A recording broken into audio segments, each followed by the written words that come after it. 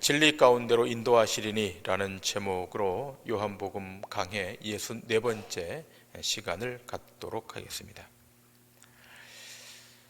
지난주 수요 예배 그 설교 강해 제목이 신자와 보혜사 성령이었습니다. 오늘은 그 말씀의 연장선상에서 오늘 말씀을 증거하게 되겠는데요. 보혜사 성령님이 오시면 죄에 대하여 또 의에 대하여 심판에 대하여 세상을 책망하리라는 말씀이 그 핵심이었습니다. 그리고 그 핵심되는 그 구절이 요한복음 16장 8절의 말씀입니다. 자, 요한복음 16장 8절, 그가 와서 죄에 대하여 의에 대하여 심판에 대하여 세상을 책망하시리라. 자, 성령이 오시면 죄에 대해서 또 의에 대하여 심판에 대하여 세상을 책망할 것이다. 성령님이 오셨다는 것은 이미 심판의 종말의 시간이 시작되었다는 것이고, 예수님이 이 세상에서 배척을 받아 떠나셨음을 증거하고 있다는 사실을 우리는 지난주 그 강의 말씀을 통해서 확인했습니다. 성령님의 오심, 보혜사 성령님의 오심은 세상이 하나님의 진노와 심판 아래로 들어가는 것이기에 예수 그리스도를 영접하지 않고 믿지 않으면 그것이 영원한 심판과 형벌이 되는 것입니다. 우린 여기서 예수 믿는 것이 무엇인가 하는 그 정의를 받게 됩니다. 여러분, 예수를 믿는다는 것은 이 세상을 살아갈 때 내가 필요한 것을 현실적으로 도움을 받는 것이 아니라 이 세상의 현실이 어떠한지를 명확히 인지하고 세상을 떠날 준비를 하는 것이 예수를 믿는다라는 것입니다. 이것이 기독교 신앙의 중심에 놓이는 중요한 핵심입니다. 예수를 믿고 현실 속에서 내가 필요한 것을 도움받는 것, 이것이 아니라 이 세상의 현실이 어떠한지를 분명히 직시하고 세상을 떠날 준비, 더불어 신랑으로 오실 예수 그리스도를 만날 준비를 하는 것이 예수를 믿는 것이다 라는 말입니다. 그러므로 보혜사 성령이 오시면 죄에 대하여 의에 대하여 심판에 대하여 세상을 책망하시는데, 그 내용이 요한복음 16장 9절부터 11절에 기록되어 있습니다. 죄에 대하여라 함은 저희가 나를 믿지 아니하며 의에 대하여라 함은 내가 아버지께로 가니 너희가 다시 나를 보지 못하며 심판에 대하여라 함은 이 세상 임금이 심판을 받았음이니라. 자, 오늘 이 요한 사도는 성령이 이 땅에 오시면, 보혜사 성령이 우리 가운데 오시면 죄가 어떻게 될지, 죄에 대해서 어떻게 될지, 또 의에 대하여 어떻게 될지, 또 심판에 대하여 어떻게 될지를 명확히 기술하고 있습니다. 죄에 대하여라 함은 구원자 예수를 수용하지 않는 것, 믿지 않는 것을 죄라고 규정한다는 겁니다. 도덕적, 윤리적 죄를 넘어서서 보혜사 성령이 이 땅에 오셔서 죄에 대해서 정의하기를 구원자 예수 그리스도를 수용하지 않는 것, 믿지 않는 것을 죄라고 규정한다는 겁니다. 또 세상의 의에 대해서 심판하시는데, 그 의라고 하는 것은 주님이 이 땅에 계시지 않고 떠나가시기 때문에 이 세상 안에는 절대적 의가 없음을 말씀하고 있는 겁니다. 성자 예수님이 이 땅에 오셨다가 가시지 않습니까? 아버지께로 가십니다. 의의 실체이신 예수님이 가시기 때문에 결국 이 세상 안에는 의가 존재하지 않는다는 것을 말씀하고 있는 겁니다. 심판에 대하여라 함은 이 세상 임금이 심판을 받았다 그러는데, 이 세상 임금의 통치, 그 통치 뒤에 사단의 역사에 대해서 우리 성령님이 오시면 심판하시겠다, 판결하시겠다는 뜻입니다. 자, 이 내용을 지금 사도 요한이 요한복음에 지금 기술하고 있는데, 자, 이러한 예수님의 말씀을 3년 동안이나 주님을 따라다녔던 제자들이 인지를 못했다고 하는 것입니다. 우리 주님을 그렇게 3년 6개월이나 따라다니면서 주님이 말씀하시는 말씀을 했고, 그 말씀이 어떠한 말씀인가를 풀어서 말씀했음에도 불구하고 제자들이 인지하지 못했다는 겁니다. 이러한 상황에서 우리 주님이 이렇게 또 말씀하지 않습니까? 내가 너희를 떠나는 것이 유익이라. 자, 이 말씀을 들었던 제자들이 큰 근심을 합니다. 여러분, 이것은 제자들만의 현실이 아니라 오늘 이 시대를 살아가고 있는 신자들의 현실이기도 합니다. 세상 일에는 눈이 밝은데 영적인 일에는 무지합니다. 세상의 경향에 대해서는 잘 인식하고 있는데 주님이 하시는 말씀에 대해서는 그 인식의 속도가 느립니다. 물론 신자가 세상과 결별해서 산속으로 들어가 살 수는 없을 것입니다. 신자도 비신자와 다를 바 없이 세상의 문화, 세상의 흐름, 세상의 가치를 마주하며 살아갑니다. 신자의 현실이 비신자의 현실과 겹쳐져 있습니다. 불교 신앙과 같이 이 세상을 떠나지 않는 한, 이 속세를 떠나지 않는 한 신자는 발을 땅에 딛고 주어진 삶을 극복해가며 살아가야 합니다. 하지만 여기서 신자가 명확히 해야 될 것이 있습니다. 같은 시대와 같은 문화 영역 안에 살지만 그 지향점과 목적과 삶의 종착지가 다르다는 것입니다. 신자는 진리의 성령이 그 영혼 안에 임하여 주의 성령이 지배되어 있는 존재가 신자입니다. 보혜사가 이 땅에 오시면, 보혜사 성령이 이 땅에 오시면 신자의 영혼을 인도해 가십니다. 오늘 본문 13절에 이렇게 말하고 있지 않습니까? 진리의 성령이 오시면 그가 너희를 모든 진리 가운데로 인도하시리니. 성령이 임한 신자의 인생은 진리 가운데로 인도되는 인생입니다. 사도 요한은 계속해서 13절 후반부에 이렇게 말합니다. 그가 스스로 말하지 않고 오직 들은 것을 말하며 장래일을 너희에게 알리시리라.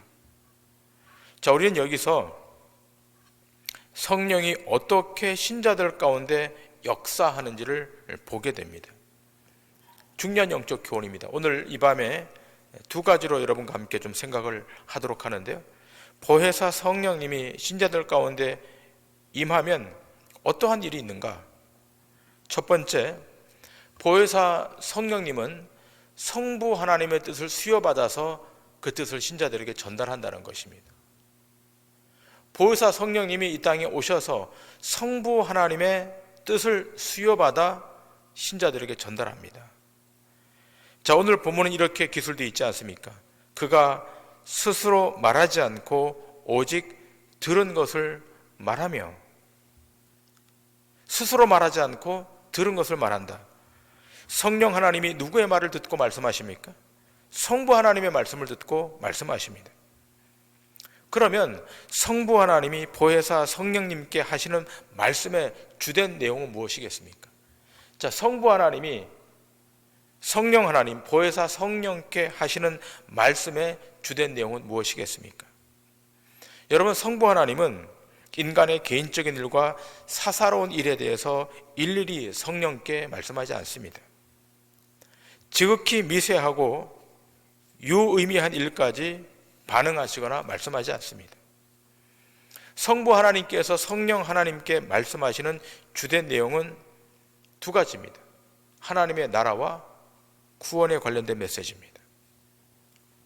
자, 지금 성자 예수님, 예수 그리스도 성자 예수님은 곧 성부께로 간다라고 오늘 성경은 증언합니다. 지금 성자 예수님 앞에는 십자가의 고난과 순환, 그 이후에 부활과 승천이 기다리고 있습니다. 자, 그러면 예수님의 3년간의 공생애가 종결되고 성령 하나님, 보혜사 성령을 이 지상에 보내시는 그 이유는 무엇입니까? 그 미완의 구원의 계획의 완성인 것이고, 또 하나는 하나님 나라의 온전한 성취입니다. 그러니까 성령 하나님을 이 땅에 마지막으로 보내시는 이유는 뭔가 하면 미완의 구원의 계획에 대한 완성이고, 또 하나는 하나님 나라의 온전한 성취입니다. 이 두 개의 미션을 가지고 성령님이 이 땅에 오신 것입니다. 근데 중요한 것은 이 미션은 성령님만의 미션이 아니라 오늘 이 땅에 존재하고 있는 모든 신자들에게도 주신 미션이라는 겁니다. 주님의 구원의 계획은 아직 완성되지 않은 현재 진행형입니다. 오늘 밤에 우리가 성령님을 통하여 진리 가운데로 인도되어 간다고 하는 것은 결국 여러분과 제가 하나님 나라의 완성에 초대되었음을 암시하고 있는 것입니다. 하나님 나라에 여러분과 제가 초대된 겁니다. 성령님이 받은 그 미션이 우리와 공유되고 있는 것입니다. 우리는 하나님 나라의 완성으로의 존재로 초대받은 것입니다. 자, 그러면 하나님 나라의 완성에 있어서 가장 중요한 기초는 무엇이겠습니까? 그것은 성부 하나님의 주 되심을 인정하는 것입니다. 자, 이 주 되심을 로드십이라고 말하는데요, 이것을 한자로는 주재권이라고 그럽니다. 여기 지금 한자가 올라오는데요, 이것을 영어로 로드십, 주대심이라고 말하고 있고, 이것을 한자로 주재권입니다. 주인 주자, 다스릴 제자, 힘 권자입니다. 주인으로서 다스리는 힘, 절대자로서 다스리는 힘, 이것을 인정하는 것입니다. 이 하나님의 로드십, 하나님의 주재권을 인정하면서부터 하나님의 나라는 점차적으로 완성해 가는 것입니다. 하나님이 나라와 세계와 창조물을 다스리고 통치하시는 주인이라는 이 사실을 믿고 확신하는 데서부터 하나님 나라의 출발이 시작되는 것입니다. 이 절대적 주재권으로부터 구원의 출발과 여정과 완성, 이것이 이루어지는 것입니다. 그리고 이 주체는 하나님이시다라는 것입니다. 여러분, 아담과 하와의 타락으로 인해서 죄가 이 세상에 유입되지 않았습니까? 더 이상 이 땅에 소망이 없어졌습니다. 율법을 주셨지만 그 율법으로 구원에 이를 수가 없게 된 겁니다. 그러자 하나님이 어떻게 하십니까? 성자 하나님을 이 땅에 내려보내시는 것입니다. 자, 성자 하나님이 이 땅에 오셔서 십자가를 지셨습니다. 자, 그리고 3일 만에 부활하셨습니다. 승천하셨습니다. 자, 그 다음 누구를 내려보내시는 것입니까? 보혜사 성령님을 이 땅에 보내주셨습니다. 마지막 카드를 뽑으시는 것입니다. 자, 지금부터는 본격적으로 하나님 나라의 완성의 과제가 지금 시행되고 있는 것입니다. 자, 그러면 하나님 나라의 완성은 지금 어디까지 진행되었을까? 누구도 그 시점을 말할 수 없고 장담할 수 없지만 많은 신학자들은 종말의 끝지점이 얼마 남지 않았음을 공통적으로 수용하고 있습니다. 하나님 나라 완성에 있어서 더불어 중요한 요소는 보혜사 성령님은 교회를 통하여 성령의 주권적 사역을 펼치신다는 겁니다. 종말의 때 성령, 보혜사 성령이 가지고 오신 이 미션은 무엇을 통로로 해서 이것을 펼쳐가시는가 하면 에클레시아, 교회를 통해서 펼치신다는 것입니다. 하나님 나라 완성의 최종적 통로는 교회입니다. 에클레시아, 이 교회는 언약의 완성과 더불어 주의 나라의 완성의 최종적 영적 기관입니다. 자, 그런데 보혜사 성령이 교회에 대해서 어떠한 역할을 하시는가? 교회를 통하여 주권적 역사를 펼치시는 거예요. 자, 주권적 역사라고 하는 것은 교회가 구원 사역을 이루는데 성령이 주도적으로 역사하심을 수용하는 것을 말합니다. 여러분, 교회라고 할 때 그 교회는 이 하드웨어적인 건물을 말하는 것이 아니지 않습니까? 누차 제가 말씀을 드리지만 교회란 예배당이 교회가 아니라 교회란 예수 그리스도를 머리로 하고 구원받은 그 지체가 한 몸이 되는 것이 에클레시아 교회입니다. 자, 그러면 그 에클레시아 교회를 우리 주님이 통로로 해서 성령의 주도적인 사역을 통하여 하나님의 나라를 완성해 가는 것입니다. 때문에 교회로 부름받은 모든 신자들은 성령님의 주권적 사역에 모두 다 동참해야 되는 것이고 모두 다 함께 해야 되는 것입니다. 오늘 이 밤에 오신 여러분 모두는 다 성령님이 펼쳐가시는, 교회를 통해서 펼쳐가시는 그 성령님의 주권적 사역에 함께 동참하고 함께 마음을 모으고 함께 뜻을 다해야 될 줄 믿습니다. 자, 큰 두 번째로 보혜사 성령님은 신자들을 세상으로부터 분리시켜 주의 영광을 나타내도록 하신다는 겁니다. 자, 보혜사 성령님이 이 땅에 오셨습니다. 오셔서 어떻게 하시는가 하면 신자들을 세상으로부터 분리시켜서 주권자의 영광, 주의 영광을 나타내도록 하시는 미션이 있습니다. 자, 오늘 본문 14절에 이렇게 사도 요한은 말하고 있지 않습니까? 그가 내 영광을 나타내리니 내 것을 가지고 너희에게 알리시겠습니다. 여러분, 보혜사 성령님은 성부 하나님으로부터 보내심을 받아 이 땅의 자기 백성들을 세상으로부터 분리시키십니다. 이게 성령님의 놀라운 역사입니다. 분리되는 것으로부터 신자는 거룩의 자리로 나아가는 겁니다. 기억할 것은 이 분리는 의식적으로 되는 것이 의지적으로 되는 것이 아니라 주권자의 개입에 손길에 의해서 시작되는 것입니다. 세상과의 분리는 주권자의 은밀한 개입으로 시작되기 때문에 분리되는 그 대상이 인지할 수도 없고 그것이 진행되는 사실을 알지도 못할 수도 있습니다. 왜냐하면 마르틴 루터가 이야기했던 것처럼 그것은 하나님의 신비이기 때문입니다. 이 신비는 인간의 이성이나 지성으로 확인되지 않습니다. 그러나 시간이 지난 이후 예정된 인생에게는 그 영이 살아나 자신이 세상으로부터 분리되어 있다는 사실을 인지하게 됩니다. 오늘 밤에 오신 여러분들이 다 그 대상들이었습니다. 분리가 일어나는 거예요. 세상으로부터의 분리가 일어났습니다. 근데 여러분이 그 분리를 선택했기 때문이 아니라 하나님의 신비가 여러분 인생 안으로 들어오면서 세상으로부터 구별되는 것입니다. 하나님의 신비가 여러분 인생 안에 임함으로 어둠에 속해 있던 인생이 빛의 인생으로 바뀐 것입니다. 사망 가운데 거하던 인생이 생명 안으로 들어오게 된 것입니다. 그런데 이렇게 세상과 분리되어 나온 그 인생 앞에 던져진 미션은 뭔가 하면 하나님의 영광의 드러남입니다. 여러분과 제가 분리되었다면, 분리된 하나님의 백성이라면 우리에게 던져진 미션은 하나님의 영광의 발현입니다.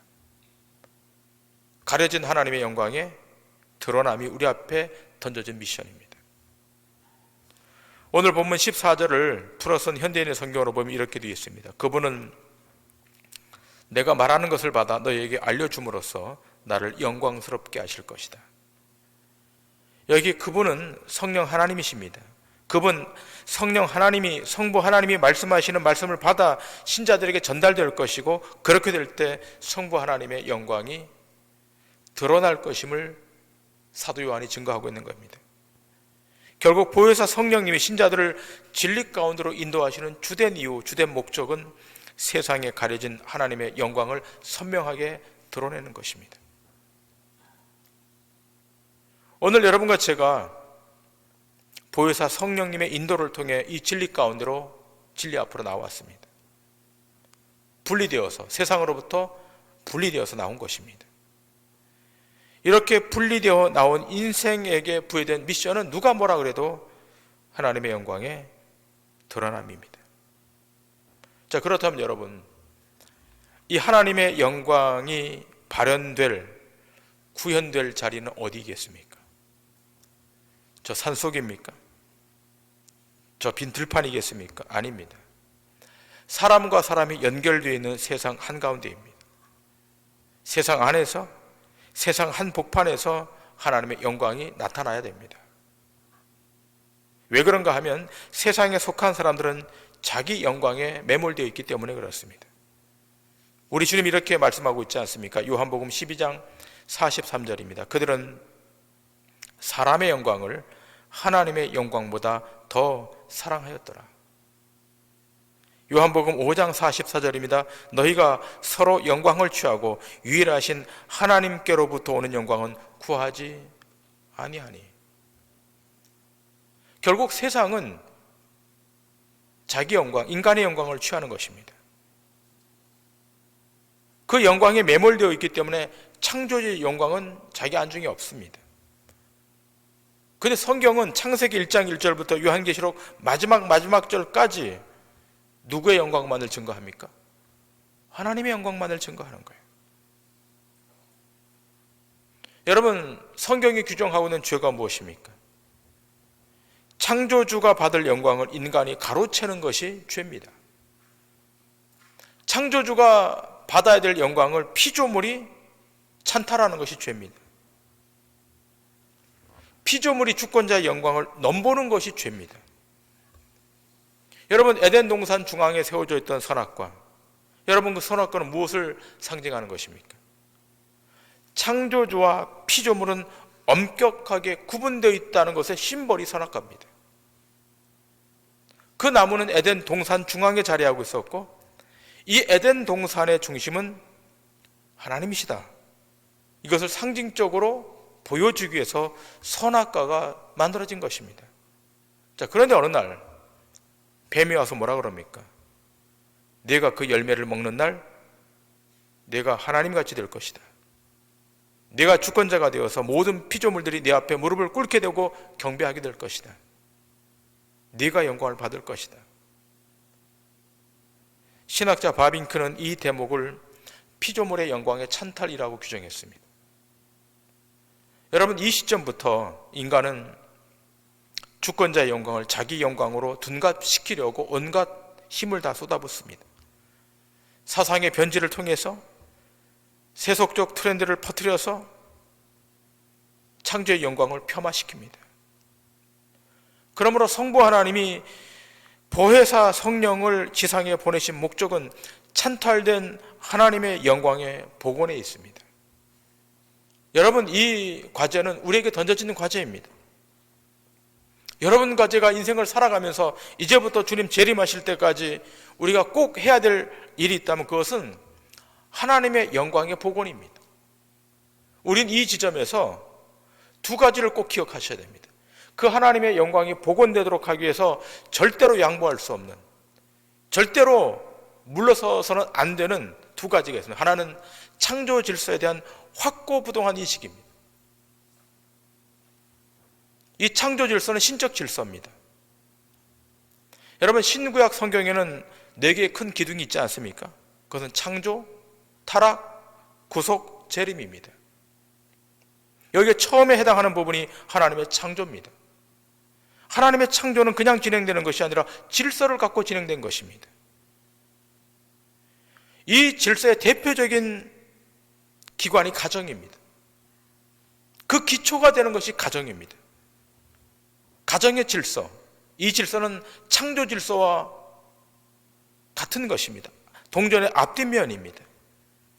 하나님이 만드신 남자, 하나님이 만드신 여자가 한 몸을 이루어 그 가정을 통해 태어난 후손들과 자녀들이 이 땅에서 계속 번성하여 하나님 나라를 완성하는 것. 남성인 남자와 여성인 여자의 결합, 남성과 여성의 결합, 동성이 아닌 거예요. 동성의 결합이 있을 수 없는 거예요. 모든 동물도 동성의 결합에는 있을 수 없는 거예요. 창조 질서의 근본입니다, 이것이.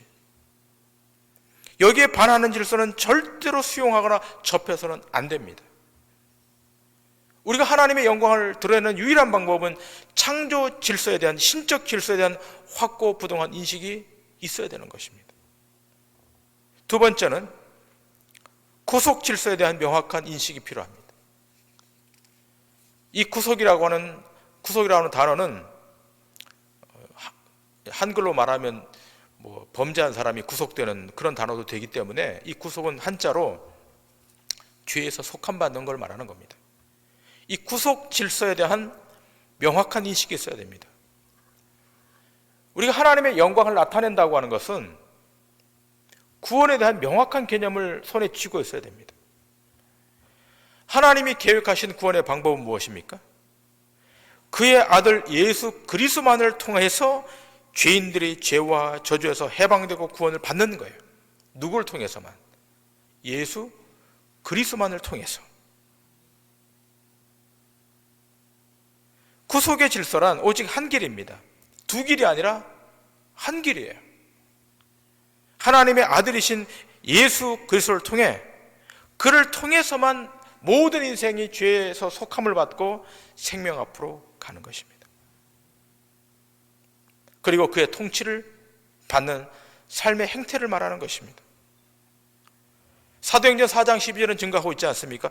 다른 이로서는 구원을 받을 수 없나니 천하 사람 중에 구원을 받을 만한 다른 이름을 우리에게 주신 일이 없습니다.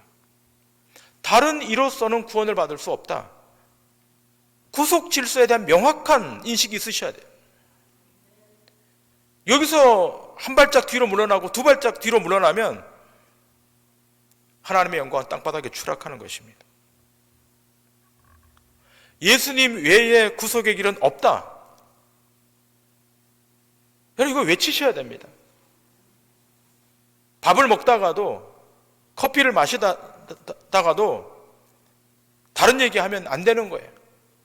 뭐 불교도 괜찮고 회교도 괜찮고 미신도 괜찮고 점 보는 것도 괜찮고 안 되는 겁니다.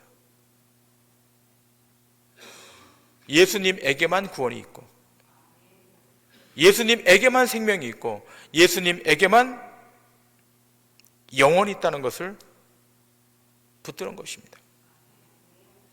이 구속의 질서에 대한 명확한 인지가 있어야 하나님의 거룩한 영광이 이 땅에서 다시 발현되기 시작하는 것입니다.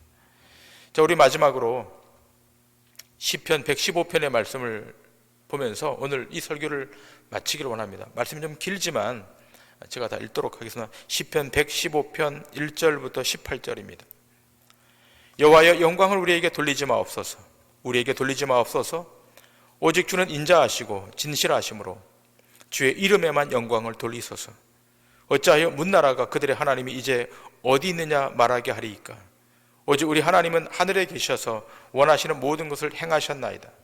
그들의 우상들은 은과 금이요 사람이 손으로 만든 것이라.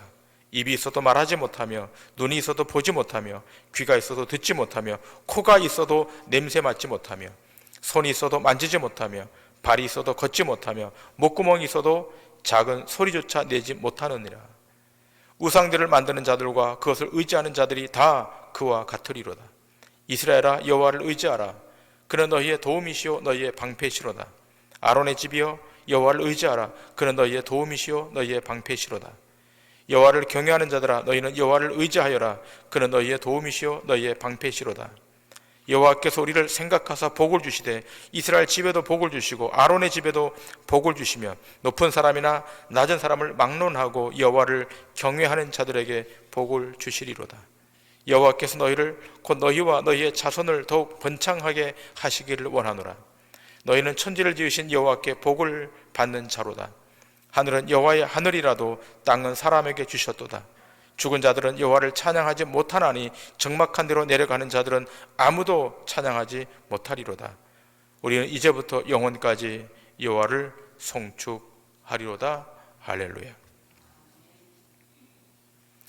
보혜사 성령께서 신자들을 진리 가운데로 인도하시는 목적이 무엇인지를 분명히 인지하시고 여러분의 삶의 자리에 주의 거룩한 영광만이 충만히 드러나는 역사가 여러분 생애 가운데 있기를 주님의 이름으로 간절히 축원합니다.